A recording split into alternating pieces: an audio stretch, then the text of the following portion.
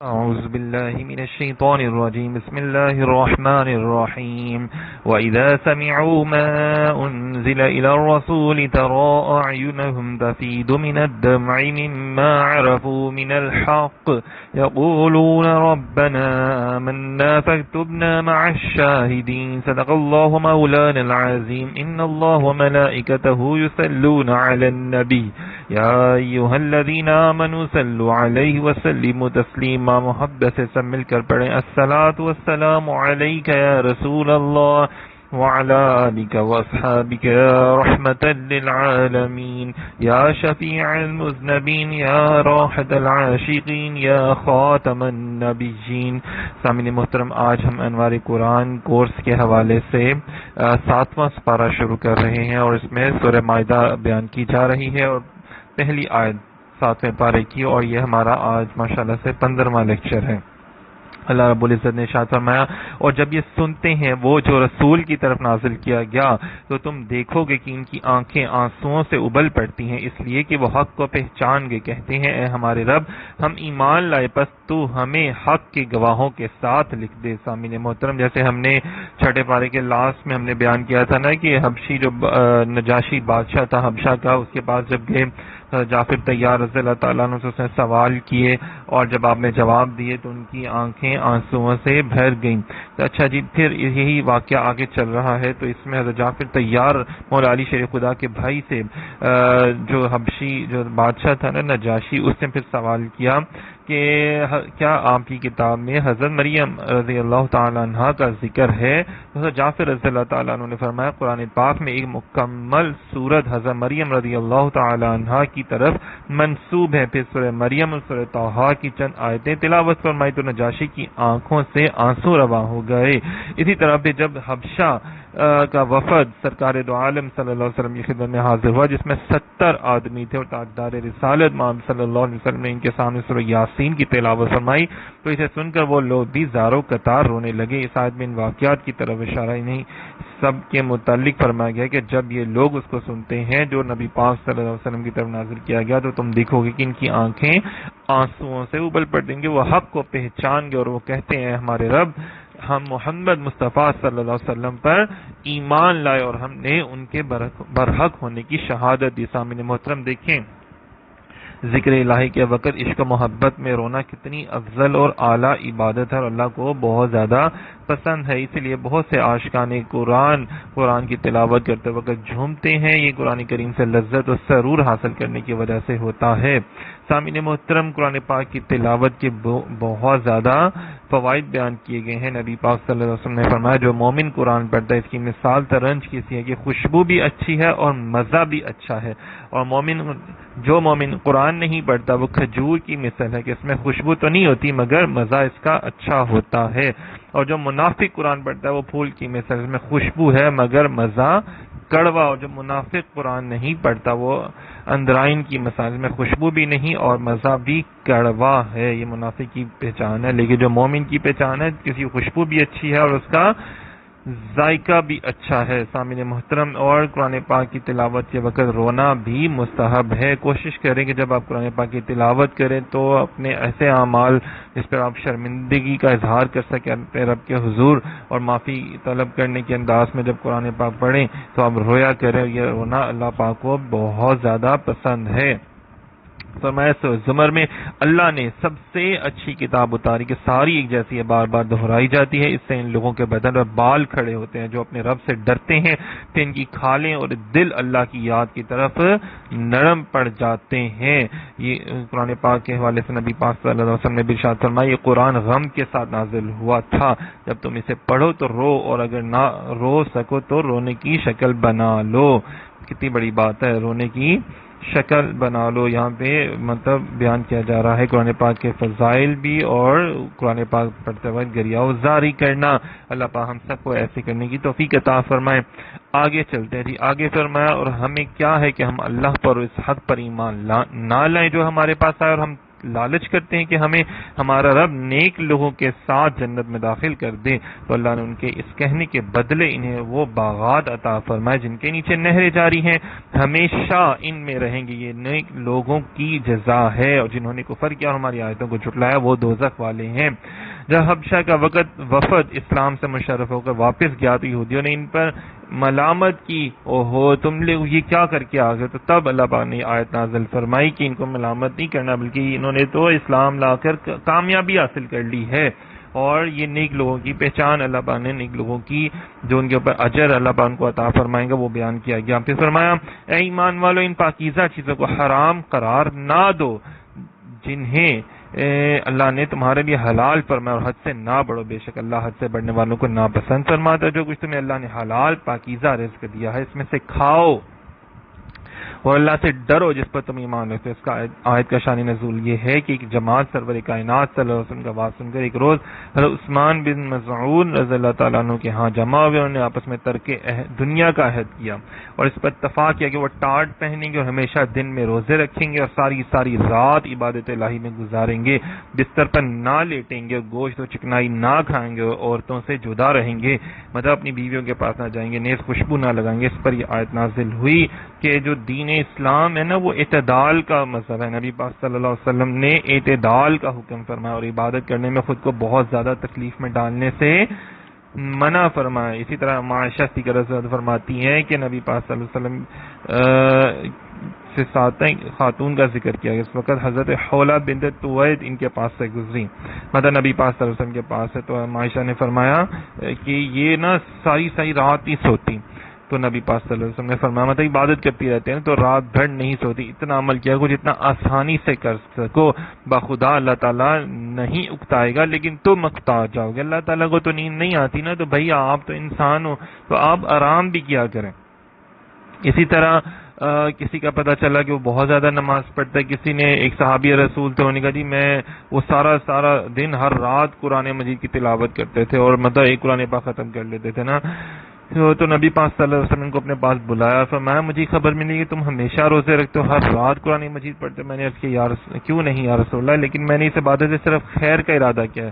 تو نبی پاک صلی اللہ علیہ وسلم نے ارشاد فرمایا تمہارے لیے کافی ہے کہ تم مہینے میں صرف 3 روزے رکھ لیا کرو۔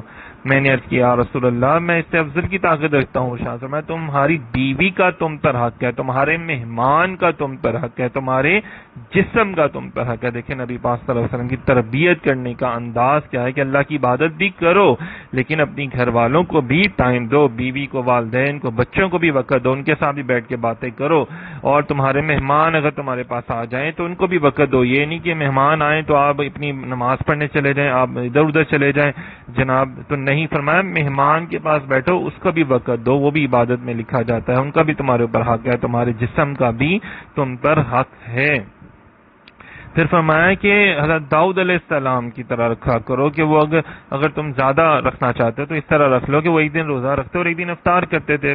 فرمایا ہر ماہ میں 1 مرتبہ قرآن پاک ختم کیا کرو، مطلب پورے مہینے میں 1 مرتبہ۔ تو میں نے عرض کیا رسول اللہ صلی اللہ علیہ وسلم میں اس سے بھی افضل کی طاقت رکھتا ہوں۔ فرمایا پھر 20 دن میں قرآن پاک ختم کر لیا کرو۔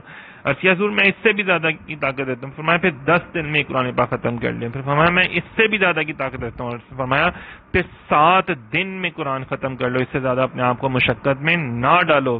پھر نبی پاک صلی اللہ علیہ وسلم نے اس حدیث پاک کے اینڈ میں پھر فرمایا کہ تمہاری بیوی کا، تمہارے مہمان کا، تمہارے جسم کا بھی تم پر حق ہے، اپنے جسموں کو جو ہے مشقت میں مت ڈالو، اور خواہ مخواہ جو ہے وہ اپنے اوپر اللہ تعالیٰ کی حلال کی ہوئی چیزوں کو حرام مت کرو۔ ہاں اکثر صوفیہ اکرام نفس کے علاج کے لیے بعض حلال چیزوں کو حلال سمجھنے کے باوجود ترک کر دیتے ہیں، وہ اس کو حرام نہیں سمجھتے لیکن وقتی طور پہ ترک کر دیتے ہیں، لیکن اس میں اس بات کا خیال رکھنا ضروری ہے کہ حلال چیزوں کو ترک کرنے کی اجازت تو ہے لیکن یہ اجازت نہیں ہے کہ آپ اس کو حرام سمجھنا شروع کر دیں۔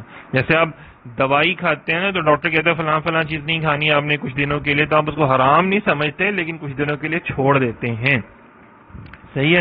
اس چیز کا بھی ضرور خیال رکھا کریں۔ صرف وہی چیز حلال یا حرام ہے جس کو اللہ نے حلال اور حرام قرار دیا، اس کا بھی علم ضرور سیکھیں۔ پھر فرمایا اللہ تمہیں تمہاری فضول قسموں میں نہیں پکڑے گا، البتہ ان قسموں پر گرفت فرمائے گا جنہیں تم مضبوط کر لو۔ تو ایسی قسم جو ہم قسم کھاتے ہیں نا تو قسم کا کفارہ جو ہے 10 مسکینوں کو اس طرح کا درمیانی درجے کا کھانا دینا ہے جو تم اپنے گھر والوں کو کھلاتے ہو، اور یا ان 10 کو کپڑے دینا ہے۔ مطلب دیکھیں کہ یہاں پہ جو اکثر لوگ جو ہے نا وہ قسمیں کھا لیتے ہیں، مسلمان بھی کھا لیتے ہیں اکثر اوقات۔ صحابہ کرام نے جیسے ہی قسم کھا لی کہ جناب ہم آئندہ کے بعد روزے زیادہ رکھیں گے، اور اس طرح فرمایا یہ قسمیں نہیں کھاؤ، اس طرح نہیں قسمیں کھایا کرو۔ ہاں اگر تم قسم کھا ہی چکے تو اب جو ہے وہ تم اس کا کفارہ ادا کر لو، وہ نہیں دے سکتے تو کم از کم 3 دن روزے رکھ لو، یہ تمہاری قسموں کا کفارہ ہے جب قسم کھاؤ، اور اپنی قسموں کی حفاظت کو اسی طرح اللہ تم سے اپنی آیتیں بیان فرماتا ہے۔ یہ دیکھیں نا ہمارے لوگ بھی بہت زیادہ، ہمارے یہاں پہ آج کل کے دور میں بھی بات پہ کئی لوگوں کا تکیہ کلام ہی بن جاتا ہے قسم کھانا، تو قسم کھانے کے اوپر فرمایا گیا ہے کہ قسم نہیں کھایا کرو، اور اگر تم قسم کھا لو تو اس کے اوپر کفارہ بھی ہے، اور جھوٹی قسم تو بالکل ہی حرام ہے، صحیح ہے۔ پھر ایک اور قسم ہے کہ جو کسی آئندہ کے معاملے پر اسے پورا کرنے یا پورا نہ کرنے کے لیے کھائی جائے، کسی صحیح معاملے پر کھائی گئی ایسی قسم توڑنا منع ہے، جو کسی صحیح کام کے لیے کھائی گئی ہو نا وہ توڑنا منع ہے بس۔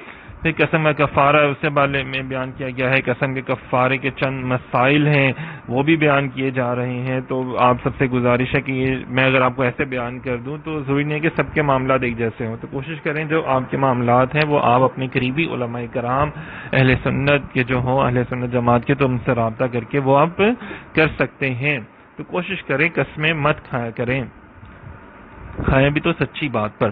پھر فرمایا ایمان والو، شراب اور جوا اور بت اور قسمت معلوم کرنے کے تیر ناپاک شیطانی کام ہی ہیں، تو ان سے بچتے رہو تاکہ تم فلاح پاؤ جاؤ۔ اب یہاں پہ فلاح مطلب کامیابی پانے کے لیے فرمایا کہ شراب نہ پیو، جوا نہ کھیلو، بتوں کو آگے پوجا نہ کرو، اور یہ جو لوگ نجومیوں کے پاس جاتے ہیں یا پھر یہ اس دور میں کیا کرتے تھے نا لوگ اکثر اوقات برے معاملات کیا کرتے تھے، اور وہ چیزیں جو ہے وہ تم لوگ نہ کیا کرو۔ مطلب یہ جو آج کل نہیں لوگ آپ نے دیکھا ہو اکثر طوطے کے پاس بیٹھ جاتے ہیں، جی فال نکالے، یہ وہ ساری چیزیں، تو یہ انتہائی غلط ہے۔ تو یہاں پہ جو آپ انسان کے اندر اخلاقی برائیاں ہیں، شراب جس سے انسان بہیائیوں کی اصل کہا جائے تو اس کو بچا ہے۔ نبی پاک صلی اللہ علیہ وسلم نے فرمایا شراب ہرگز نہ پیو کہ یہ ہر بدکاری کی اصل ہے۔ پھر نبی پاک صلی اللہ علیہ وسلم نے شراب کے بارے میں 10 شخصوں پر لعنت کی ہے، شراب بنانے والے، بنوانے والے، پینے والے، اٹھانے والے، شراب اٹھا کر لائی گئی جس کے پاس، شراب پلانے والے پر، شراب بیچنے والے پر، قیمت کھانے والے پر، خریدنے والے پر جس کے لیے شراب خریدی گئی، ان سب پر کیا کیا گیا ہے؟ لعنت کی گئی ہے۔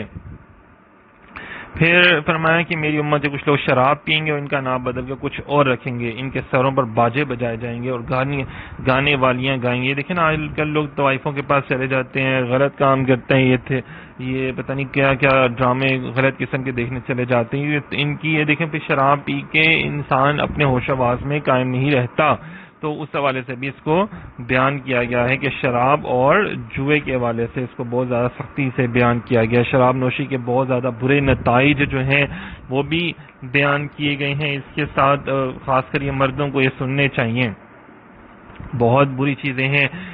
شرابی شخص کے گھر والے اور اہل و عیال اس کی ہمدردی اور پیار و محبت سے بھی محروم ہو جاتے ہیں۔ لاکھوں عورتیں شرابی شوہروں کے ظلم و ستم کا نشانہ بھی بنتی ہیں۔ زیادہ تر سڑک حادثات شراب پی کر گاڑی چلانے کی وجہ سے ہوتے ہیں، اور لاکھوں افراد جو ہے شراب پینے کی وجہ سے جو ہے وہ بیماریوں کی وجہ سے ہلاک ہو جاتے ہیں۔ پھر فرمایا جوئے کی مذمت بہت زیادہ کی گئی، گویا اس نے اپنا ہاتھ خنزیر کے گوشت اور خون میں ڈبو دیا، مطلب یہ بیان کیا گیا ہے۔ اور پیپ اور سور کے خون سے وضو کر کے نماز پڑھنا کھڑا ہے، مطلب جو بندہ جوا کھیلتا ہے نا تو اس کی نماز پڑھنا ایسے رسم سے توبہ نعوذ باللہ، سور کا گوشت جو خون جو ہے نا اس سے وضو کیا۔ پھر اس کے بھی بہت زیادہ جوئے کے بہت زیادہ نقصانات بتائے گئے ہیں، اس سے دشمنی پیدا ہوتی ہے، قتل و غارت ہوتی ہے، گھر جو خوشحال ہوتے ہیں وہ بدحال ہو جاتے ہیں، سارا پیسہ ضائع جا جاتا ہے، اب ہار گئے، سب کچھ ختم، قرضہ اور سود اور یہ ساری چیزیں پھر اسی اوپر چل جاتی ہیں۔ پھر انصاب کے بارے میں بتایا گیا، اس سے مراد وہ پتھر ہیں جن کے پاس کفار اپنے جانور ذبح کرتے ہیں، مطلب ان پتھروں کا نام لیتے تھے، بتوں کا نام لیتے تھے، اور یہ جو ہے اس کو ذبح کیا کرتے تھے بتوں کے نام پہ۔ آج اگر اولیاء کرام بزرگان دین کے مزارات پہ جو کھانا تقسیم کیا جاتا ہے وہ اللہ کے نام پر کیا جاتا ہے، اس کا ثواب اولیاء کو دیا جاتا ہے۔ وہ ہم مسلمان ایسے نہیں کہ پتھروں کے نام پر کریں، صحیح ہے نا جی، اس کے بنا کیا گیا۔ پھر قسمت معلوم کرنے کے لیے اکثر لوگ جاتے ہیں. تو اس دور میں جو ہوتا تھا کہ نا تیر ہوتے تھے کاہنوں کے پاس، جو جادوگر ہیں نا ان کے پاس بھی جانے سے منع کیا گیا ہے. تو یہ لوگ تیروں کے ساتھ اپنے قسمت کا وہ کیا کرتے تھے. پھر فرمایا کاہنوں نجومیوں کے پاس جانے کی شدید مذمت کی گئی. اچھا جی یہ ذرا غور کریں، کاہن اور نجومی مطلب جادوگروں کے پاس جانے کی مذمت کی گئی ہے، لیکن ہم نے جیسے پچھلے پاروں میں بھی پڑھا کہ اللہ والوں، اللہ کے نیک بندوں، انعام یافتہ لوگوں کے پاس جانے کا حکم کیا گیا ہے. یہ ذرا غور کیا کریں نا، کھوتا کو اڑائے گی نا، سمجھ لیا کریں. مطلب آپ کو کہے ڈاکٹر کے پاس جاؤ، کوئی آپ میں سے کوئی اس طرح کا ہے کہ جو کہا جائے کہ ڈاکٹر کے پاس جاؤ اور آپ چلے جائیں جناب لکڑی والے کے پاس؟ ایسی بونگی تو کوئی بھی نہیں مارتا. تو پھر یہاں پہ کیوں بونگیاں لوگوں کو یاد آ جاتی ہیں؟ یہ منع کیا گیا جادوگروں کے پاس نہ جاؤ، اور کہتے ہیں جی نہیں جی اللہ پاک نے منع کیا جی کسی سے مدد نہ مانگو، شرک ہو جاتا ہے. تو اللہ مددگار ہے، جبرائیل مددگار ہے، اور مومنین مسلمان ایک دوسرے کے آپس میں مددگار ہیں. جیسے آج کل رمضان المبارک میں لوگ ایک دوسرے کی مدد کرتے ہیں، راشن بانٹتے ہیں، ایک دوسرے کو کپڑے خرید کر دیتے ہیں. تو یہ چیز دیکھنی چاہیے. پھر فرمایا کہ تو 40 راتوں تک اس کی توبہ روک دی جاتی ہے جو بندہ کاہنوں یا نجومیوں کے پاس جاتا ہے. ذرا غور کیا کریں ان باتوں پر.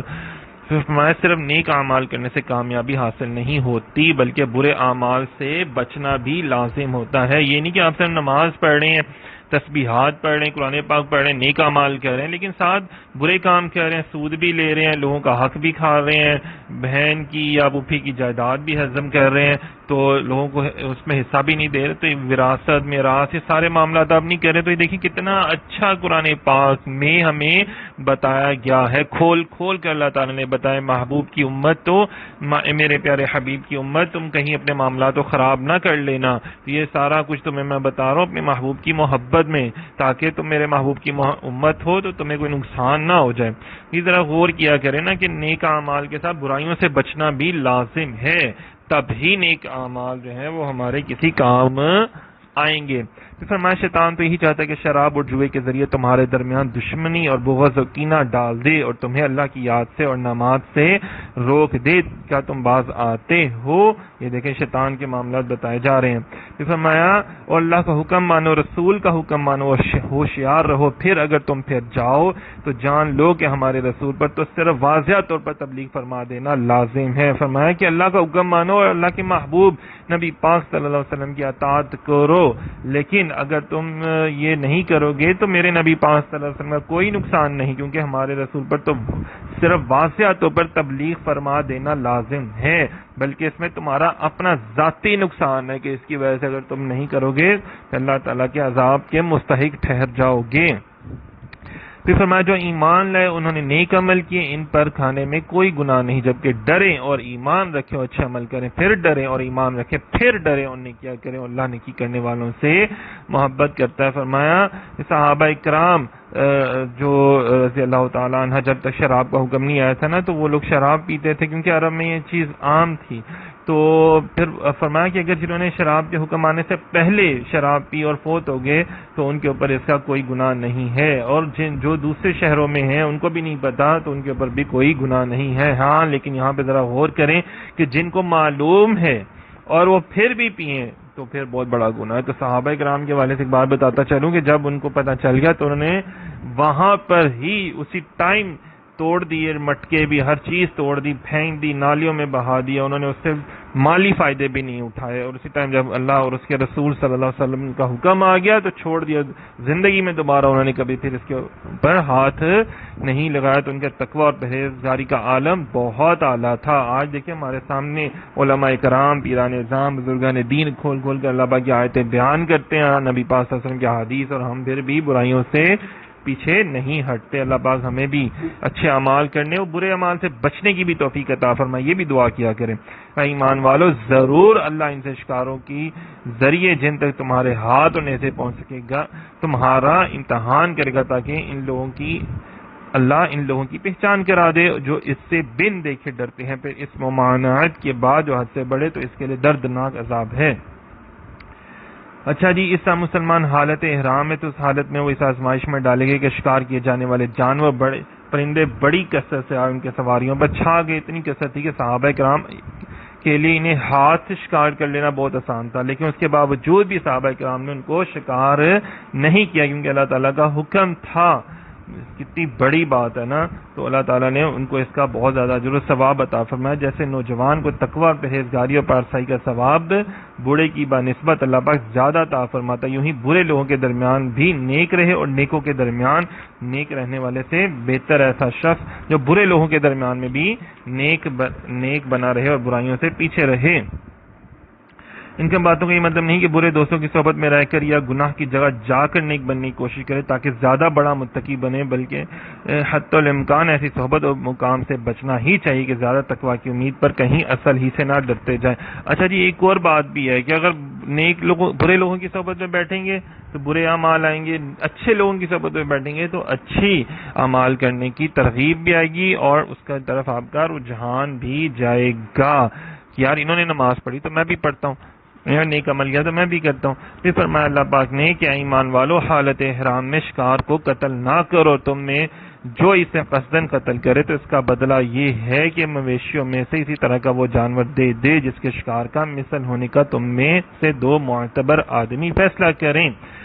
اچھا جی، یہاں پہ بھی حالت احرام میں شکار کے جو ہے وہ مسئلے مسائل وہ سارے بیان کیے جا رہے ہیں۔ آپ سب سے گزارش ہے کہ جب بھی اللہ پاک آپ کو توفیق عطا فرمائے حج یا عمرے پہ جانے کے، تو اس کے احکامات ضرور اہل علم کے پاس بیٹھ کے سیکھیں کہ حالت احرام میں ہمیں کیا کر سکتے ہیں اور کیا نہیں کر سکتے، کون کون سے اعمال جائز ہیں کون سے ناجائز ہیں۔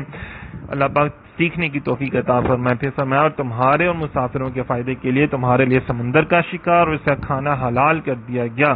فرمایا خشکی کا شکار حرام ہے لیکن سمندر کا شکار حلال کر دیا گیا۔ اچھا جی، یہ بھی ایک بات ذرا غور کریں، یہ بھی احرام پہننے کی حالت میں ہے۔ یہ احرام کے حوالے سے جو معاملات ہیں نا، مردوں کے لیے خاص کر جو ہیں کہ عورتیں تو نہیں اس انداز میں شکار کرتی، تو یہ مردوں کے لیے خاص کر جو ہے یہ باتیں ساری بیان کی جا رہی ہیں۔ ذرا غور کیا کریں ان باتوں پر، یہ سیکھیں ضرور۔ بھی فرمایا اللہ نے ادب والے گھر کعبہ کو اور حرمت والے مہینے کو، حرم کی طرف لے جائے جانے والی قربانی کو اور ان جانوروں کو جن کے گلے میں حج کی قربانی والے نشانی لٹکائی ہوتی ہے، ان سب کو لوگوں کے قیام کا ذریعہ بنا دی، اس لیے تاکہ تم یقین کر لو کہ اللہ جانتا ہے جو کچھ آسمانوں میں جو کچھ زمین میں، یقین کر لو کہ اللہ سب کچھ جانتا ہے۔ یہ بھی احرام کے حوالے سے معاملات جو ہیں وہ سارے بیان کیے جا رہے ہیں۔ پھر فرمایا جان رکھو کہ اللہ سخت عذاب دینے والا بھی ہے، اللہ بخشنے والا مہربان بھی ہے۔ فرمایا کہ اگر تم اللہ تعالیٰ کی باتوں کے مانو گے تو اللہ بڑا اجر و ثواب بھی عطا فرمائے گا، اور جو اللہ تعالیٰ جس بات سے روکتا ہے ان سے نہیں رکو گے تو پھر عذاب بھی آئے گا۔ رسول پہ صرف تبلیغ لازم ہے، اللہ جانتا ہے جو تم ظاہر کرتے ہو جو تم چھپاتے ہو۔ یہاں پہ نبی پاک صلی اللہ علیہ وسلم کے بارے میں بیان فرمایا جا رہا ہے کہ میرے حبیب حکم پہنچا کر فارغ ہو گئے تو تم پر اطاعت لازم ہو گئی، حجت قائم ہو گئی۔ مطلب تم یہ نہیں کہہ سکتے کہ ہمیں پیغام نہیں ملا، صحیح ہے نا؟ تو میرے محبوب نبی پاک حضرت محمد مصطفیٰ صلی اللہ علیہ وسلم تمہارے ایمان لانے کے، تمہارے نیک اعمال کرنے کے محتاج نہیں ہیں، اور اگر کوئی بھی ان کی اطاعت نہ کرے تو ان کا کچھ بھی نہیں بگڑنا، اور وہ تو اللہ کے حبیب ہی رہیں گے کیونکہ وہ تبلیغ فرما چکے۔ جیسے سورج سے کوئی اگر نور لے تو سورج کو کوئی نقصان نہیں، بلکہ نقصان اسی کا ہے جو سورج سے نور نہیں لے رہا ہے۔ ذرا غور کیا کریں، اللہ آپ کی ہر باتوں کو جانتا ہے۔ فرمایا کہ یہاں پہ دیکھیں جگہ جگہ اوصاف حمیدہ نبی پاک صلی اللہ علیہ وسلم کی شان بیان کی جا رہی ہے۔ پتہ نہیں کون لوگ ہیں جو کو قرآن میں حضور کی شان نہیں ملتی۔ فرمایا تم فرما دو کہ گندا اور پاکیزہ برابر نہیں ہے، اگرچہ گندے لوگوں کی کثرت تمہیں تعجب میں ڈالے تو اے عقل والو تم اللہ سے ڈرتے رہو تاکہ تم فلاح پا جاؤ۔ یہاں پہ پھر کامیابی پانے کے لیے بیان کیا جا رہا ہے کہ اللہ سے ڈرو اور جس کا اللہ نے حکم دیا بس اسی کو حلال جانو، اور اللہ تعالیٰ کی جگہ جو ہے وہ کافر کی جگہ مسلمان، کھوٹے کی جگہ کھرا ہی مقبول ہے، حرام کی جگہ حلال اور بد کی جگہ نیک ہی اللہ تعالیٰ کو اچھا لگتا ہے۔ صحیح ہے؟ معنی یہ ہے کہ دنیا داروں کو مال و دولت کی کثرت، دنیا کی زیب و زینت بھاتی ہے، جبکہ جو نیک لوگ ہوتے ہیں، اللہ والے ہوتے ہیں، ان کو نیکیاں، اچھے کام ہی اچھے لگتے ہیں، بھاتے ہیں۔ جیسے اکثر لوگ ہیں نا، ان کو یورپ اور امریکہ کی اور فلانے ٹیم گانے کی ان کو یہ سبز باغ اور یہ ساری چیزیں، فرمایا نا علامہ اقبال نے کہ خیرہ نہ کر سکا جلوائے فرنگ و دانش، کیونکہ میری آنکھ کا سرما ہے خاک مدینہ و نجف۔ تو خاک مدینہ و نجف کا سرما جو اپنی آنکھوں کو بنا لیتے ہیں نا، پھر ان کو کوئی اور چیز اچھی نہیں لگتی۔ اچھا جی، دنیا کی مذمت کی گئی کہ لوگوں کے لیے ان کی خواہشات کی محبت کو آراستہ کر دیا گیا، یعنی عورتوں اور بیٹوں اور سونے چاندی کے جمع کیے ہوئے ڈھیروں اور نشان لگائے گئے گھوڑوں، مویشیوں اور کھیتوں کو ان کے لیے آراستہ کر دیا گیا۔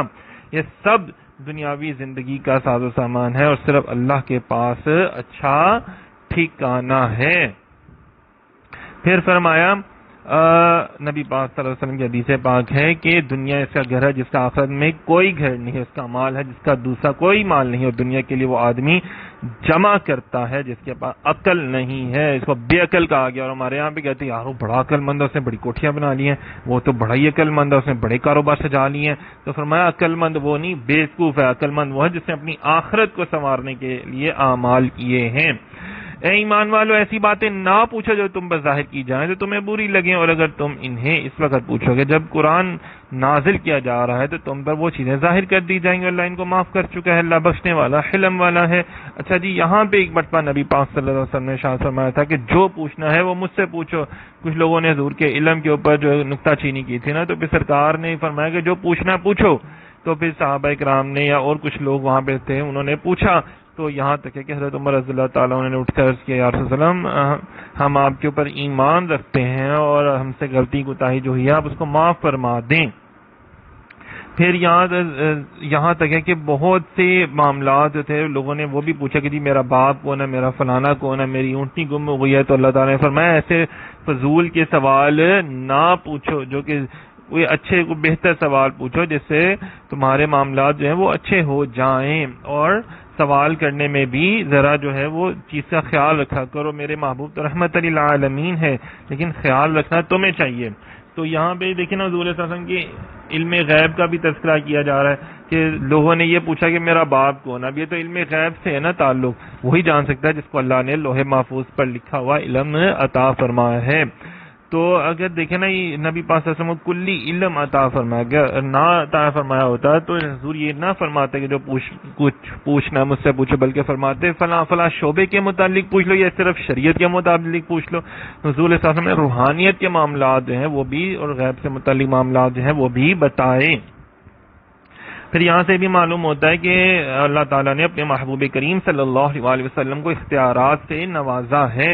حضور جس چیز کو فرض فرما دیں وہ فرض ہو جائے، صحیح ہے نا۔ جیسے ایک حدیث پاک ہے کہ کسی نے عرض کیا حضور حج کے بارے میں فرمائیں، کیا ہر سال حج جو ہے وہ ہر سال فرض ہے؟ نبی پاک صلی اللہ علیہ وسلم خاموش تھے۔ پھر اس نے دوسری دفعہ تیسری دفعہ تکرار کیا تو نبی پاک صلی اللہ علیہ وسلم نے فرمایا جو میں بیان نہ کروں اس کے در پہ نہ ہو جایا کرو۔ اگر میں ہاں کہہ دیتا تو ہر سال حج کرنا فرض ہو جاتا، تم ایسا نہ کر سکتے۔ دیکھیں ہر سال حج کیسے لوگ کر سکتے ہیں، مشکل ہوتا نا، اتنا ہر سال پیسے نہیں ہوتے، تو اس لیے صرف صاحب استطاعت پر کیا۔ تو اس لیے فرمایا کہ ہر بات بار بار نہ پوچھو، صحیح ہے نا، جتنا محبوب فرما دیں بس اتنا کافی ہے تمہارے لیے۔ تو یہ ادب احترام جو ہے نا وہ بھی لازم ہونا چاہیے تمہاری زندگیوں میں۔ بے شک تم سے پہلے ایک قوم نے ان اشیاء کے بارے میں سوال کیا تھا، پھر اس کا انکار کرنے والے ہو گئے۔ مطلب آپ سے پہلے بھی انبیاء کرام سے لوگ اس طرح سے سوال کیا کرتے تھے، اور پھر کیا ہوتا تھا، اور وہ جو احکامات پھر انبیاء کرام دیتے تھے وہ اس کو پورا نہیں کر پاتے تھے، تو پھر ان کے اوپر عذاب نازل ہوتا تھا۔ تو فرمایا تو تم سوالات کرنے ہی سے بچو، کیونکہ اگر تمہیں تمہارے ہر سوال کا جواب دے دیا گیا تو ہو سکتا ہے کسی سوال کا جواب تمہیں برا لگ جائے۔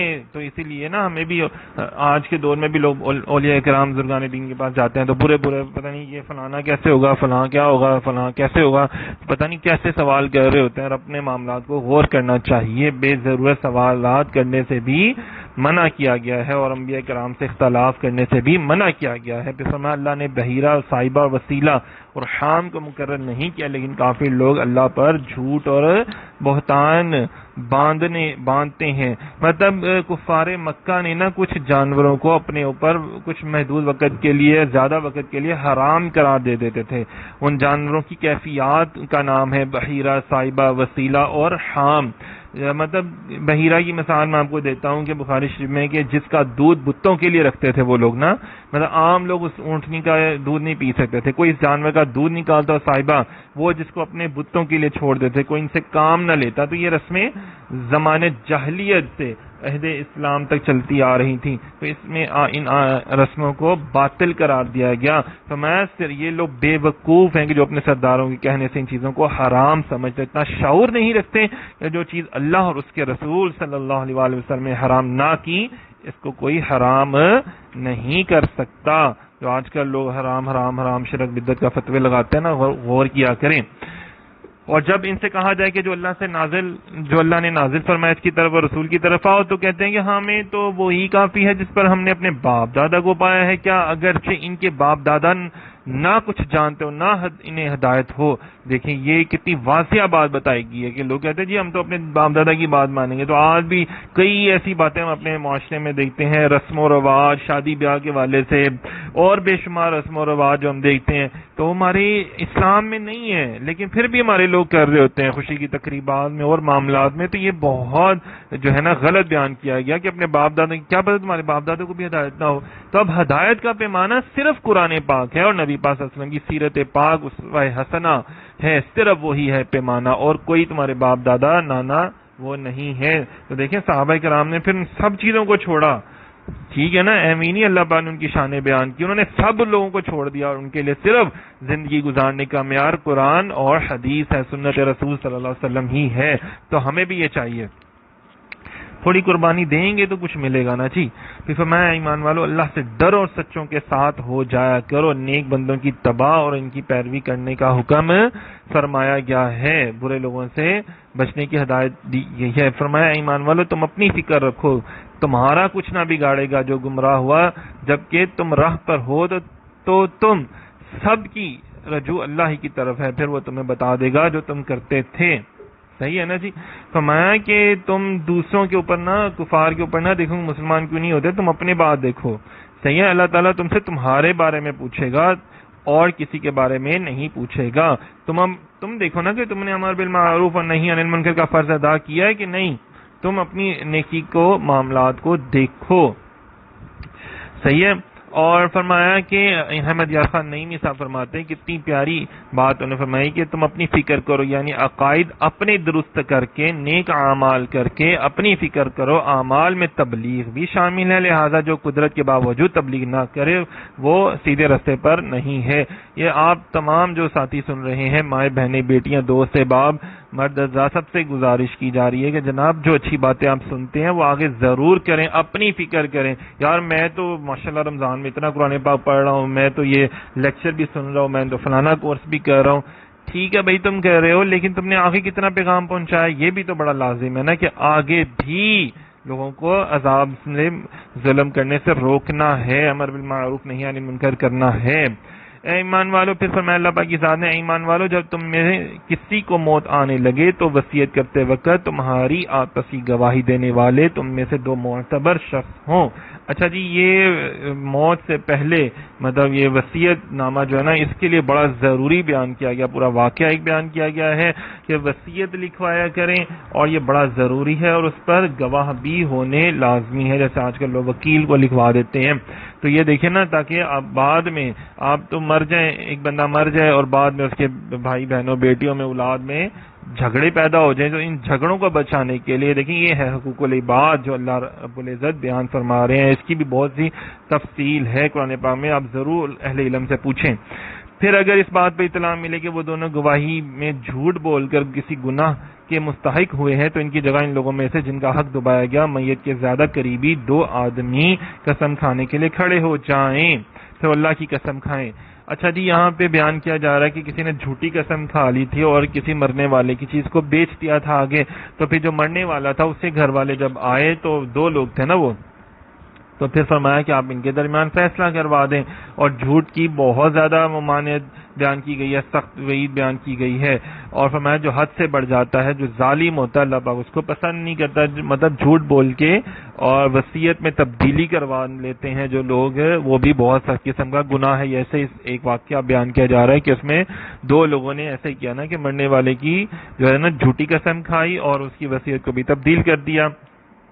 پھر فرمایا یہ اس کے زیادہ قریب ہے کہ وہ گواہ صحیح طریقے سے گواہی ادا کریں، گواہان جو ہوتے ہیں نا کسی بھی حوالے سے ان کو چاہیے کہ وہ صحیح طریقے سے گواہی دیں. ان کی قسموں کے بعد قسموں کو ورثہ کی طرف لوٹایا جائے گا. اللہ سے ڈرو اور حکم سنو. اللہ نافرمانوں کو ہدایت نہیں دیتا. یہاں پہ دیکھیں نا عدلیہ کا نظام, یہ جو ہماری پنچایتیں ہوتی ہیں اور ہمارے گھریلو معاملات ہوتے ہیں, تو فرمایا گیا کہ جھوٹے گواہ کے قدم ہٹنے بھی نہ پائیں گے کہ اللہ تعالیٰ اس کے لیے جہنم واجب کر دے گا. ادھر اس نے جھوٹی گواہی دی اور ادھر ساتھ ہی اس کے اوپر جہنم لازم ہو گئی.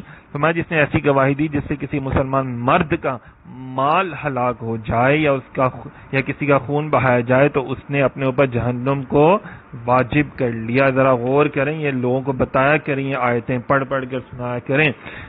جو لوگ جھوٹی گواہیاں دیتے ہیں, اور عام گھروں میں بھی لوگ جھوٹیاں گواہیاں دیتے ہیں, جس سے ایسی جھوٹی گواہی جس سے لوگوں کو نقصان ہوتا ہو, چاہے کسی ایک بندے کو تھوڑا سا بھی نقصان ہوتا ہو تو وہ بھی آپ جہنم میں چلے جاتے ہیں. تو ذرا غور کریں, معافی مانگ لیں ایسے لوگوں سے جن کے خلاف ہم میں سے کسی نے جھوٹی گواہی دی ہے. فرمایا جس نے اللہ رسولوں کو جمع فرمائے گا, پھر فرمائے گا تمہیں کیا جواب دیا گیا؟ ورز کریں گے ہمیں کچھ علم نہیں, بے شک تو ہی سب غیبوں کا جاننے والا. اچھا جی, تمام انبیاء کرام کو بلایا جائے گا کہ تم نے اپنے امتوں کو دعوت دی تھی, تو وہ فرمائیں گے کہ آج کی انکساری کی وجہ سے کہ یا اللہ پاک جی ہمیں نہیں علم, آپ بہتر جانتے. یہ ان کا کمال ادب اور کمال ادب کی شان ظاہر کرتا ہے کہ وہ علم الہی کے حضور اپنے علم کو بالکل نظر میں نہ لائیں گے اور قابل ذکر قرار نہ دیں گے, اور فرمائیں گے کہ اللہ پاک جی آپ بہتر جانتے ہیں. صحیح ہے نا جی. اور پھر نبی پاک صلی اللہ علیہ وسلم بھی حالانکہ انبیاء جانتے ہوں گے لیکن ادب کی وجہ سے نہیں زبان کھولیں گے اور کہیں گے کہ اللہ پاک جی آپ بہتر جانتے ہیں. انبیاء کرام نے ادب کرنا اللہ پاک کا سکھا دیا. پھر فرمایا جب اللہ فرمائے گا مریم کے بیٹے عیسیٰ اپنے اوپر اپنی والدہ پر میرا وہ احسان یاد کرو جب میں نے پاک روح سے تیری مدد کی. اب یہاں پہ حضرت عیسیٰ علیہ السلام کے بارے میں بیان کیا جا رہا ہے نا, جو کہ سورہ آل عمران میں بھی ہم سن چکے ہیں کہ تو گہوارے میں اور بڑی عمر میں لوگوں سے بات کرتا تھا, جب میں نے تجھے کتاب اور حکمت اور توریت اور انجیل سکھائی, اور جب تم میرے حکم سے مٹی سے پرندے جیسی صورت بنا کے اس میں پھونک مارتا تھا تو میرے حکم سے پرندہ بن جاتی, مطلب بے اذن اللہ, اللہ کے حکم سے بے اذنی. ٹھیک ہے نا. تم میرے حکم سے پیدائشی نابینا, اور یہ دیکھیں معجزات بتائے جا رہے ہیں. اور پھر آخر میں فرمایا مردے زندہ کر کے نکال دو جب میں نے بنی اسرائیل کو تم سے روک دیا, جب تو ان کے پاس روشن نشانیاں لے کر آیا تو ان میں سے کافروں نے کہا یہ تو کھلا جادو ہے. دیکھیں اس سے بڑے بڑے معجزات دیکھ کر بھی عیسیٰ علیہ السلام کو لوگوں نے جادو کہہ دیا. توبہ نعوذ باللہ معاذ اللہ. حالانکہ وہ تو اللہ کے برگزیدہ پیغمبر ہیں بھی اور تھے بھی, اور ان کی شان بیان کی جا رہی ہے. ذرا آج عیسائیوں کو بتائیں نا جا کے کہ ہمارے قرآن پاک میں ان کی کتنی شانیں ہیں. اور پھر آگے جا کے بیان فرمایا ہے کہ اور جب میں نے حواریوں کے دل میں یہ بات ڈالی کہ مجھ پر میرے رسول پر ایمان لاؤ تو انہوں نے کہا ہم ایمان لائے, اور اے عیسیٰ آپ گواہ ہو جائیں کہ ہم مسلمان ہیں. اور پھر وہ اللہ تعالیٰ نے ان کے دلوں میں یہ بات ڈالی. اللہ تعالیٰ فرماتا ہم نے موسیٰ کی ماں کے دل میں بات ڈالی, اور فرمایا اور تیرے رب نے شہد کی مکھی کے دل میں یہ بات ڈال دی. تو مطلب دل میں بات ڈالنا بھی اللہ تعالیٰ کی طرف سے ہے, اس کو الہام بھی کہا جاتا ہے. نبی کی طرف ہوگی نسبت تو وہ وحی کہلائے گا, لیکن اگر اللہ تعالیٰ اور لوگوں کے دلوں میں اگر ڈالتا ہے تو وہ الہام کہلائے گا. صحیح ہے. ویسے نبی کی جو ہوتی ہے نا وہ 100% سچ ہوتی ہے اور وہ آسانی سے سمجھ سکتے ہیں, ان کو کوئی مشکل نہیں ہوتی, جبکہ اور لوگوں کو سمجھنے میں تھوڑی سی مشکل ہوتی ہے. اور یہاں پہ یہ بات بھی ہے کہ اللہ تعالیٰ نے اور لوگوں کے دلوں میں بھی یہ بات ڈالی, جیسے موسیٰ علیہ السلام کی والدہ اور شہد کی مکھی کے دل میں. پھر فرمایا یاد کرو جب حواریوں نے کہا اے عیسیٰ ابن مریم کیا آپ کا رب ایسا کرے گا کہ ہم پر آسمان سے ایک دسترخوان اتار دیں. فرمایا اللہ سے ڈرو اگر ایمان رکھتے ہو. یہاں پہ دیکھیں دسترخوان سورہ مائدہ دسترخوان جو کہتے ہیں, تو انہوں نے کہا کہ آپ مطلب ان کی مراد یہ تھی کہ کیا اللہ تعالیٰ اس بارے میں آپ کی دعا قبول فرما لے گا, یہ مراد نہیں تھی کہ اللہ تعالیٰ ایسا نہیں کر سکتا. پھر فرمایا اچھا کیونکہ وہ جو حواری تھے نا وہ بھی نیک لوگ تھے, اور وہ سمجھ لے کہ ان کے اصحاب تھے, ان کے ساتھی تھے, تو اس لیے وہ نیک بری بات تو نہیں کر سکتے تھے نا, لیکن انہوں نے حیرانگی کا بس اظہار کیا تھا. تو فرمایا کہ عیسیٰ علیہ السلام نے کہ اگر ایمان رکھتے ہو تو اللہ سے ڈرو, تقوی اختیار کرو تاکہ یہ مراد حاصل ہو جائے. مطلب تقوی اختیار کرنا اور اللہ سے ڈرنے سے آپ کی دعائیں جو ہیں وہ قبول ہو جاتی ہیں. بھی فرمایا حواریوں نے کہا ہم یہ چاہتے ہیں کہ اس میں سے کھائیں اور ہمارے دل مطمئن ہو جائیں, ہم آنکھوں سے دیکھ لیں گے آپ نے ہم سے سچ پر ہم پر ہم اس پر گواہ ہو جائیں. یہ واقعہ پھر بیان کیا جا رہا ہے آسمان سے دسترخوان آئے اور ہم اس کو کھائیں اور ہمارا دل اور ہمارا جو علم الیقین ہے وہ عین الیقین، کیونکہ سامنے دیکھ لیں گے نا، تو عین الیقین میں تبدیل ہو جائے. پھر عیسیٰ علیہ السلام نے ان کو فرمایا کہ تم 30 روزے رکھو، اور فرمایا جب تم ان روزوں سے فارغ ہو جاؤ گے تو اللہ تعالیٰ سے جو دعا کرو گے قبول ہوگی. انہوں نے 30 روزے رکھے اور دسترخوان اترنے کی دعا کی. اس وقت عیسیٰ علیہ السلام نے غسل فرمایا، موٹا لباس پہنا، 2 رکعت نماز ادا کی، سر مبارک جھکایا، رو کر دعا کی. تو پھر آسمان سے اللہ رب العزت نے کیا کیا، پھر اب دیکھیں 30 روزے رکھنا اور پھر دعائیں کرنا تو اللہ قبول فرماتا ہے. اگر آپ چاہتے ہو کہ آپ کی کوئی مشکل حاجتیں پوری ہو جائیں تو نماز پڑھیں، صبر سے مدد مانگیں، روزے رکھیں، سجدے کریں نا. یہ نہیں کہ مدد بھی آپ کو اللہ سے چاہیے اور آپ نیک اعمال بھی کوئی نہ کریں، برائیوں سے بھی پیچھے نہ ہٹیں. تو یہ دیکھیں اخلاقی تربیت بھی کی جا رہی ہے، انسان بننا سکھایا جا رہا ہے. تو یہ سارے حقوق العباد، حقوق اللہ ساتھ ساتھ بیان کیے جا رہے ہیں. فرمایا عیسیٰ ابن مریم نے عرض کیا، اے اللہ، اے ہمارے رب، ہم پر آسمان سے ایک دسترخوان اتار دے جو ہمارے لیے، ہمارے بعد میں آنے والوں کے لیے عید اور تیری طرف سے ایک نشانی ہو جائے، اور ہمیں رزق عطا فرما. اب دیکھیں انہوں نے کیا کہا کہ دعا کی کہ اللہ تعالیٰ ہمارے لیے مائدہ دسترخوان نازل فرما دیں تاکہ ہم اس کے نازل ہونے کے دن کو عید کی طرح منائیں. سامعین محترم، عید منائیں، اس کی تعظیم کریں، خوشیاں منائیں، تیری عبادت کریں، شکر بجا لائیں. تو اس سے معلوم ہوا کہ جس روز اللہ تعالیٰ کی خاص رحمت نازل ہو، اس دن کو عید کی طرح منانا، خوشیاں منانا اور شکر الہی بجا لانا صالحین کا طریقہ ہے. کیونکہ عیسیٰ علیہ السلام کے جو حواری تھے وہ صالحین تھے نا. اور بے شک تاجدار انبیاء، خاتم الانبیاء صلی اللہ علیہ وسلم کی تشریف آوری یقیناً، قطعاً، حتماً اللہ تعالیٰ کی عظیم ترین نعمت، بزرگ ترین رحمت ہے. اس لیے حضور کی ولادت مبارکہ کے دن عید منانا اور میلاد شریف پڑھ کر شکر الہی بجا لانا اور مستحسن محمود اللہ کے مقبول بندوں کا طریقہ ہے. یہ غور کیا کریں یہ باتیں. فرمایا کہ عبداللہ ابن عباس فرماتے ہیں جب سرکار دو عالم صلی اللہ علیہ وسلم مدینہ منورہ تشریف لائے تو یہ دیکھا کہ یہودی عاشورہ کے دن روزہ رکھتے ہیں. شاہ فرمایا یہ کیا یہودیوں نے عرض کیا یہ اچھا دن ہے، اس روز اللہ تعالیٰ نے بنی اسرائیل کو ان کے دشمنوں سے نجات دی تھی تو حضرت موسیٰ علیہ السلام نے اس کا روزہ رکھا. آپ صلی اللہ علیہ وسلم نے شاہ فرمایا تمہاری نسبت میرا حضرت موسیٰ سے زیادہ تعلق ہے، چنانچہ آپ نے عاشورہ کا روزہ رکھا اور اس دن روزہ رکھنے کا حکم فرمایا.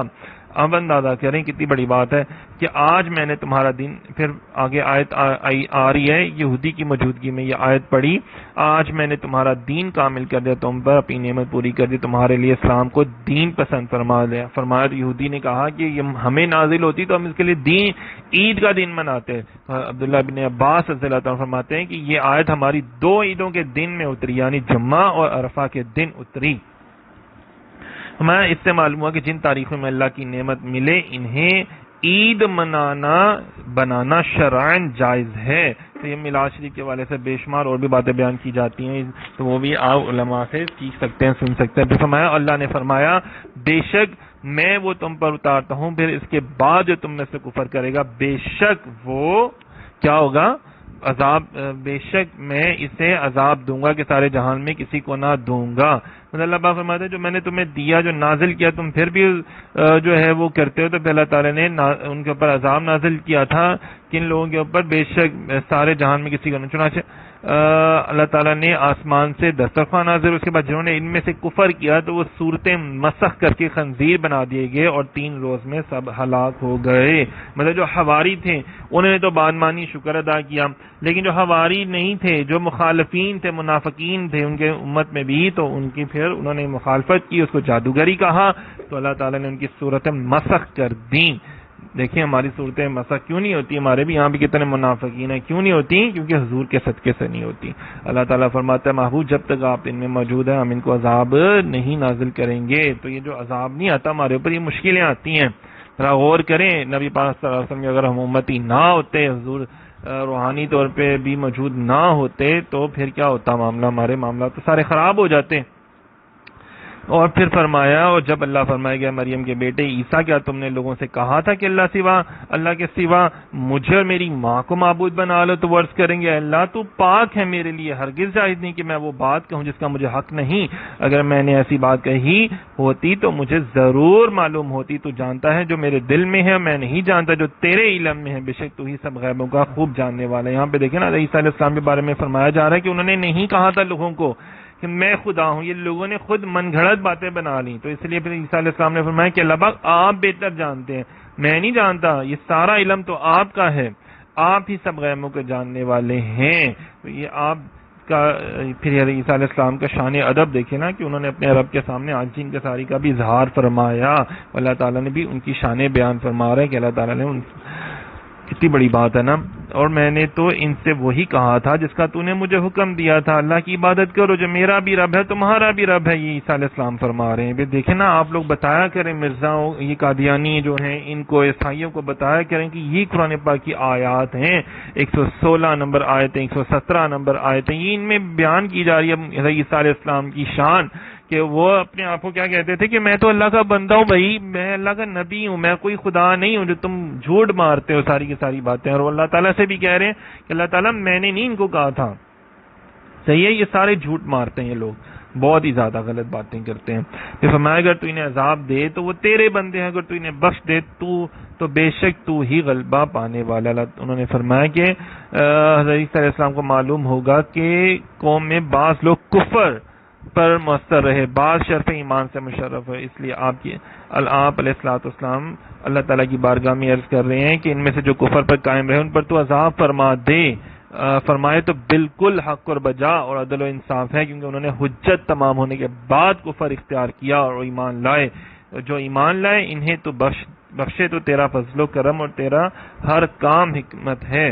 دیکھیں نا یہاں پہ دیکھیں تو نبی پاک صلی اللہ علیہ وسلم نے بھی اپنی امت کے لیے بہت زیادہ دعائیں کی ہوئی ہیں۔ نبی پاک صلی اللہ علیہ وسلم یہ جب قرآن پاک میں پڑھا نا، ابراہیم علیہ السلام کے اس قول کی تلاوت فرمائی کہ ربی، ایک منٹ جی، ربی انہن اضللن کثیرا من الناس فمن تبعنی فانہ منی، اے میرے رب ان بتوں نے بہت سے لوگوں کو گمراہ کر دیا، جو شخص میری پیروی کرے گا وہ میرے راستے پر ہے۔ پھر عیسیٰ علیہ السلام نے جو بات کی، اے اللہ اگر تو ان کو عذاب دے تو یہ تیرے بندے ہیں، صحیح ہے نا۔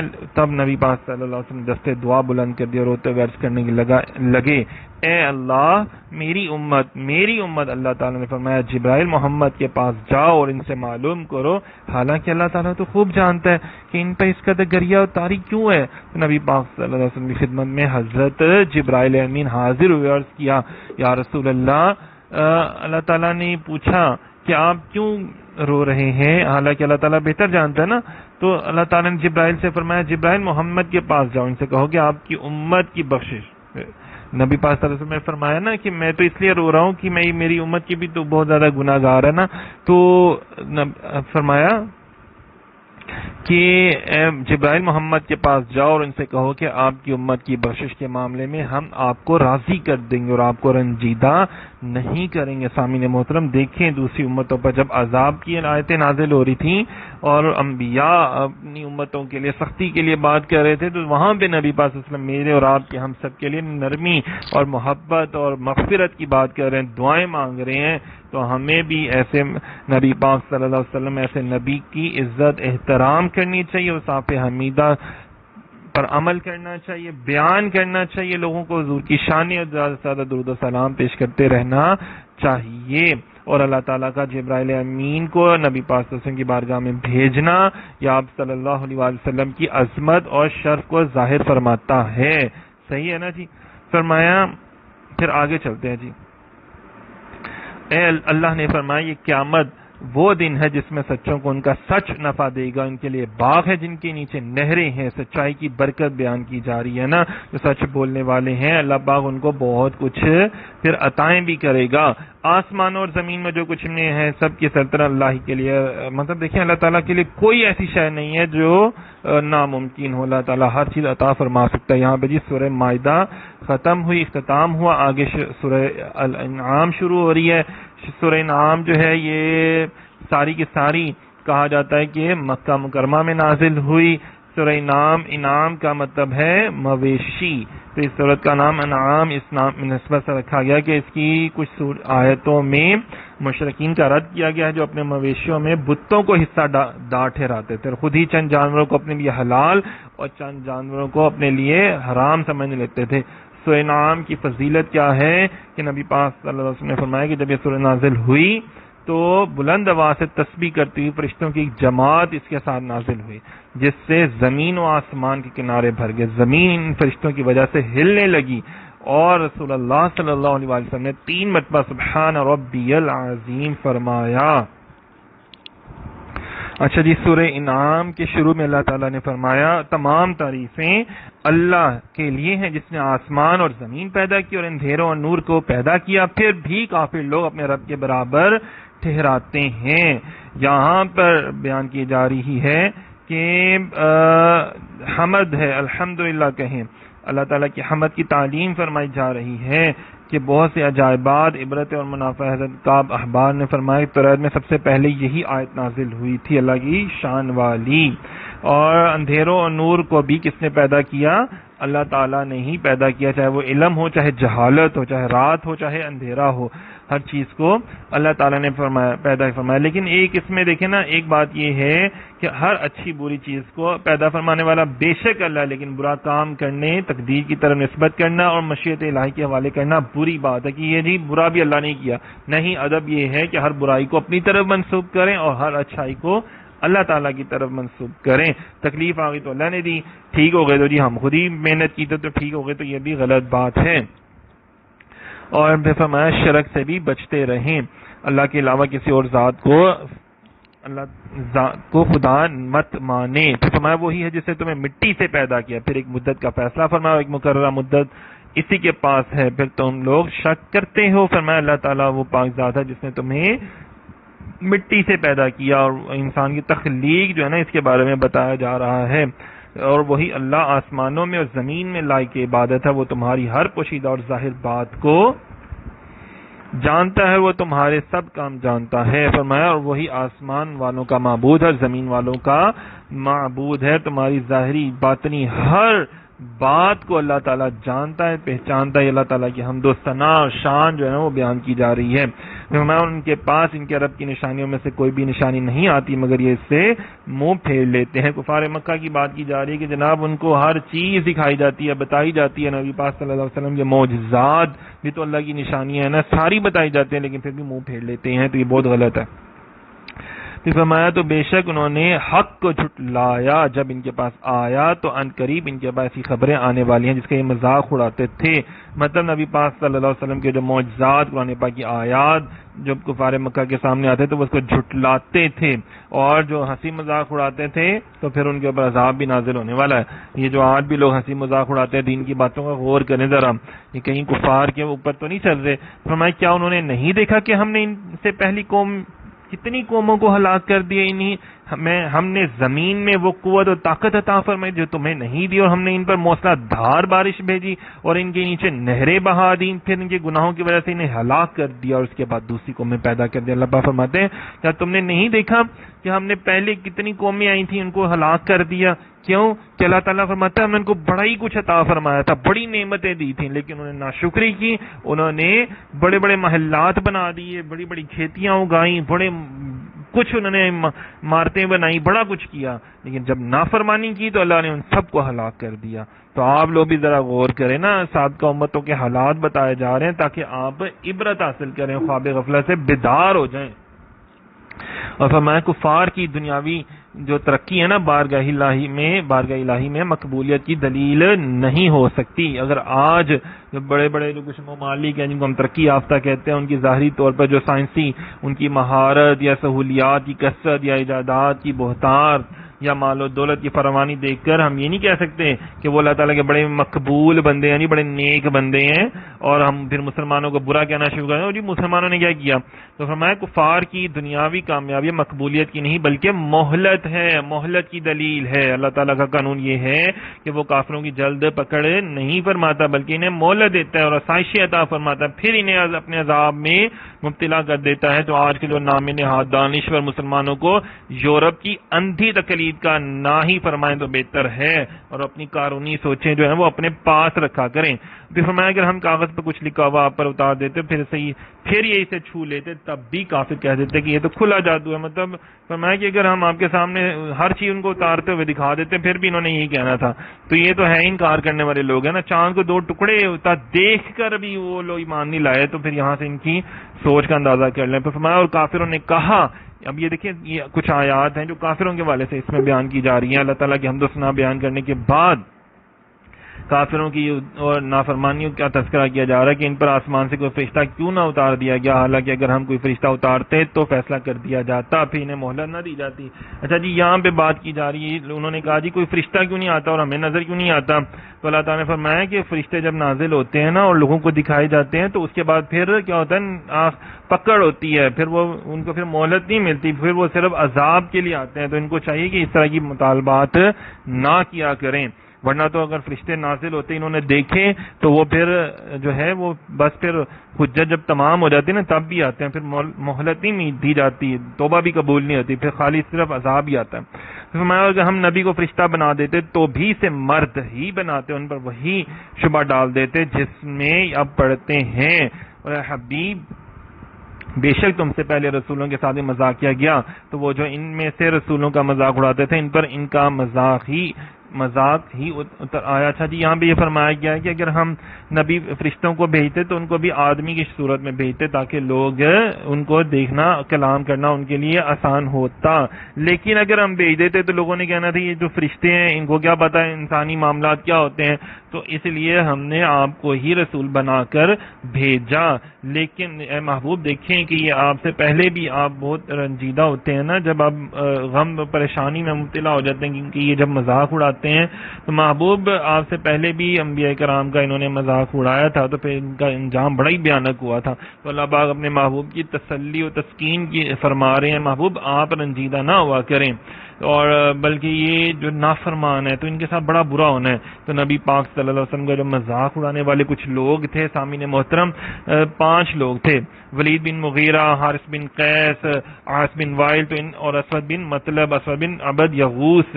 اب دیکھیں جو لوگ کہتے ہیں نا بے ادبی، نبی کی گستاخی، کوئی بات نہیں کوئی بات نہیں، تو یہ دیکھیں ذرا اللہ تعالیٰ کیسے سزائیں دیتے ہیں. اللہ تعالیٰ نے کیسے سزائیں دی کہ جبرائیل امین آئے اور نبی پاک صلی اللہ علیہ وسلم نے دیکھا کہ انہوں نے ولید بن مغیرہ کی پنڈلی کی طرف اشارہ کیا. اب کچھ عرصے کے بعد کیا ہوا کہ اس کے تیر کی نوک چبھ گئی، لیکن اس نے تکبر کی وجہ سے اس کو نہیں نکالا، سر نیچا نہیں کیا، تو اسی پنڈلی میں زخم آیا اور اسی میں وہ مر گیا. پھر دوسرے کے پاؤں کی طرف اشارہ کیا تھا تو اس کے پاؤں کی پہ کانٹا لگا اور ورم آیا اور وہ ٹھیک نہیں ہوا، وہ بھی مر گیا. پھر ایک اسود بن مطلب کی آنکھوں کی طرف اشارہ کیا تھا جبرائیل نے، وہ اس کی آنکھیں ایسے اس کے سر میں درد ہوئی کہ وہ دیواروں میں سر مارتا تھا اور اسی کی وجہ سے مر گیا. کہتا تھا کہ مجھ کو محمد نے قتل کیا. یہ میں نے وہ بے ادبی کرتے تھے نا، وہ مذاق اڑاتے تھے حضور کا. تو دیکھیں اللہ نے بدلہ کیسے لیا نا. تو آج لوگ کہتے ہیں کہ بے ادبی فرانس والوں نے، یہ فلانے ٹیم کہانی نے کی تو ہمیں اس سے کیا. تو یہ دیکھیں ذرا اللہ کہہ رہے ہیں کہ اللہ تعالیٰ نے ان کو قتل ہی کر دیا، اور اللہ تعالیٰ نے یہ نہیں کہ ایک دم ان کو مارا بلکہ ان کو عذابوں میں مبتلا کیا.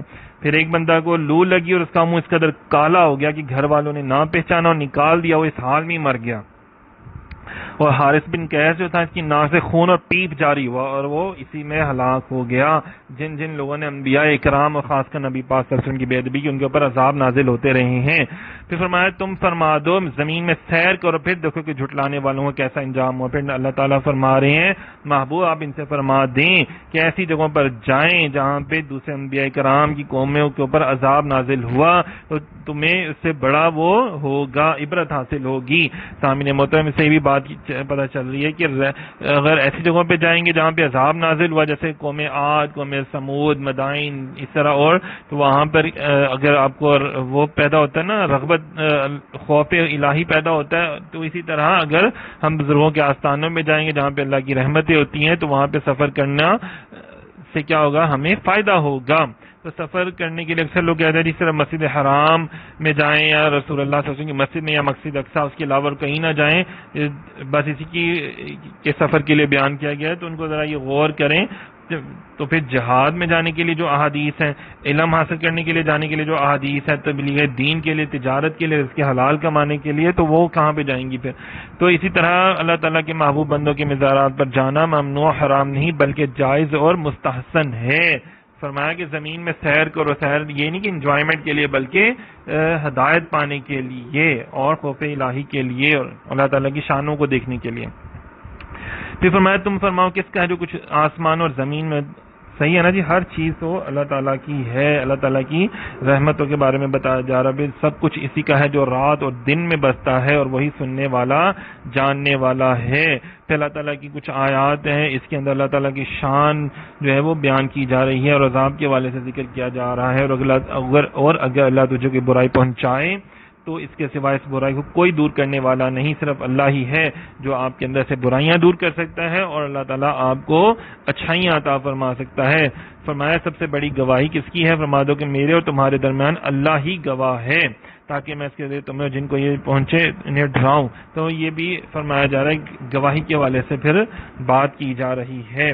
پھر فرمایا جا رہا ہے اسلام قبول کرنے والوں کو کیا کرنا چاہیے کہ توحید اور رسالت کی شہادت کے ساتھ اسلام کے ہر مخالف عقیدہ اور دین سے بیزاری کا اظہار کرے، بلکہ تمام بے دینوں سے دور رہنا چاہیے، کفر و شرک و گناہ سے بیزار رہنا چاہیے، بلکہ مومن کو چاہیے کہ اپنی صورت، سیرت، رفتار اور گفتار، کردار سے اپنے ایمان کا اعلان کیا کرے، مطلب ظاہری طور پہ بھی تو نظر آنا چاہیے نا کہ ہم مسلمان ہیں۔ پھر فرمایا جو وہ لوگ جنہیں ہم نے کتاب عطا فرمائی وہ اس نبی کو ایسے پہچانتے ہیں جیسے اپنے بیٹوں کو پہچانتے ہیں، یا پھر دوبارہ مطلب بیان فرمائی جا رہی ہے کہ وہ محبوب آپ کو اس طرح پہچانتے جیسے اپنے بیٹوں کو بہت زیادہ پہچانتے ہیں نا۔ تو یہ آپ کے بارے میں آپ کی حمد و تعریف، آپ کی جو تعریفیں ہیں نا، کیوں نہیں بیان کرتے وہ صاف، کیوں نہیں آپ کو کھل کے بیان کرتے، یہ سب کچھ جانتے ہیں۔ پھر فرمایا کہ اس سے بڑھ کر ظالم کون جو اللہ پر جھوٹ باندھے یا اس کی آیتوں کو جھٹلائے، بے شک ظالم فلاح نہیں پائیں گے۔ یہ محبوب آپ کی شانوں کو نہیں بتاتے ہیں، جھٹلاتے ہیں، تو یہ کبھی بھی کامیابی نہیں پا سکتا بلکہ یہ ظالم ہے۔ پھر فرمایا جس دن ہم سب کو اکٹھا اٹھائیں گے سب پھر مشرکوں سے کہیں گے تمہارے وہ شریک کہاں ہیں جنہیں تم خدا کا گمان کرتے تھے۔ مطلب یہ بتوں کے بارے میں بیان کی جا رہی ہے، کافروں کے بارے میں بیان کی جا رہی ہے کہ وہ کہاں ہیں جن کو تم خدا کہتے تھے، تو بتاؤ نا آج لے کر آؤ تمہاری شفاعت کریں، تو اللہ کے علاوہ کوئی ان کی شفاعت نہیں کر پائے گا۔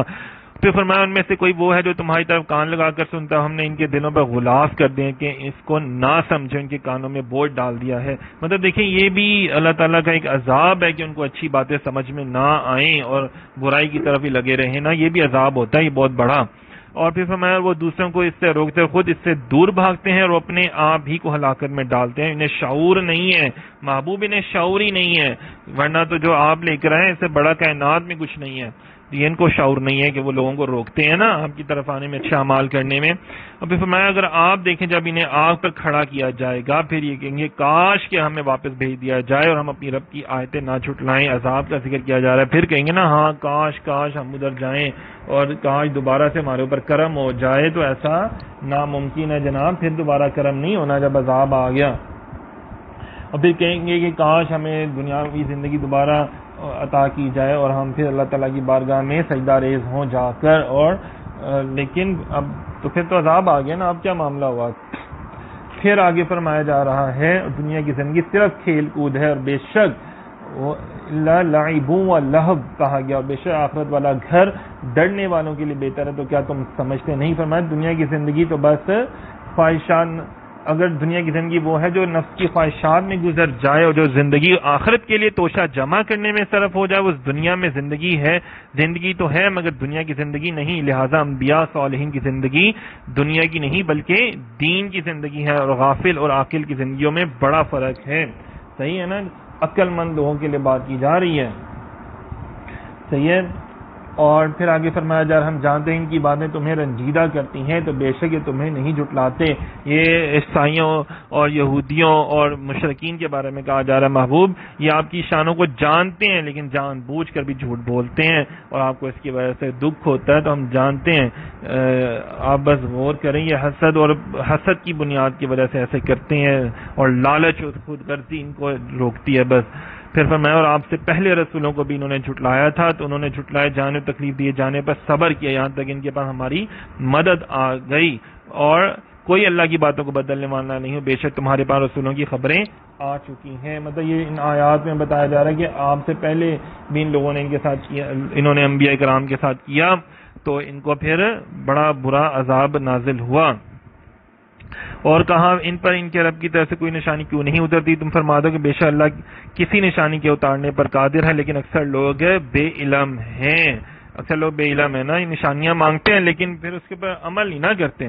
اور پھر فرمایا زمین میں چلنے والا کوئی جاندار نہیں اور نہ ہی اپنے پروں کے ساتھ اڑنے والا کوئی پرندہ ہے مگر وہ تمہاری جیسی امتیں ہیں. ہم نے اس کتاب میں کسی شے کی کوئی کمی نہیں چھوڑی. دیکھیں یہاں پہ بیان فرمایا جا رہا ہے کہ اللہ تعالیٰ نے اس کتاب میں کوئی کمی نہیں چھوڑی. اس کا مطلب یہ ساری کتاب حضور نے پڑھائی تو پھر حضور کے علم کا عالم کیا ہوگا. پھر فرمایا جنہوں نے ہماری آیتیں جھٹلائیں اور وہ بہرے اور گونگے ہیں اندھیروں میں ہیں. اللہ جسے چاہے گمراہ کرے اور جسے چاہے سیدھے راستے پہ ڈال دے. پھر فرمایا تم فرماؤ بھلا بتاؤ کہ اگر تم پر اللہ کا عذاب آ جائے تو یا تم پر قیامت آ جائے تو کیا اللہ کے سوا کسی اور کو پکارو گے اگر تم سچے ہو, بلکہ تم اسی اللہ کو پکارو گے. تو اگر اللہ چاہے تو مصیبت ہٹا دے جس کی طرف تم اسے پکارو گے, تم شریکوں کو بھول جاؤ گے. مطلب دیکھیں یہ بھی مشرکین کے بارے میں بیان کی جا رہی ہیں ساری باتیں نا. تو اللہ تعالیٰ ہمیں بھی جو ہے نا اچھے اور نیک اعمال کرنے کی توفیق عطا فرمائے جس سے اللہ تعالیٰ کی ہمیں رضا حاصل ہو جائے اور برے اعمال سے بچنے کی بھی اللہ پاک ہمیں توفیق عطا فرمائی جائے. آج کے سارے لیکچر میں یہی بات بار بار بیان کی جا رہی ہے امت محمدیہ صلی اللہ علیہ وسلم کو, اور مجھے آپ کو ہم سب کو اللہ پاک سچ بات کرنے کی توفیق عطا فرمائے اور مجھ سے کوئی غلطی کوتاہی اللہ پاک اس کو معاف فرمائے. بہت شکریہ, جزاک اللہ.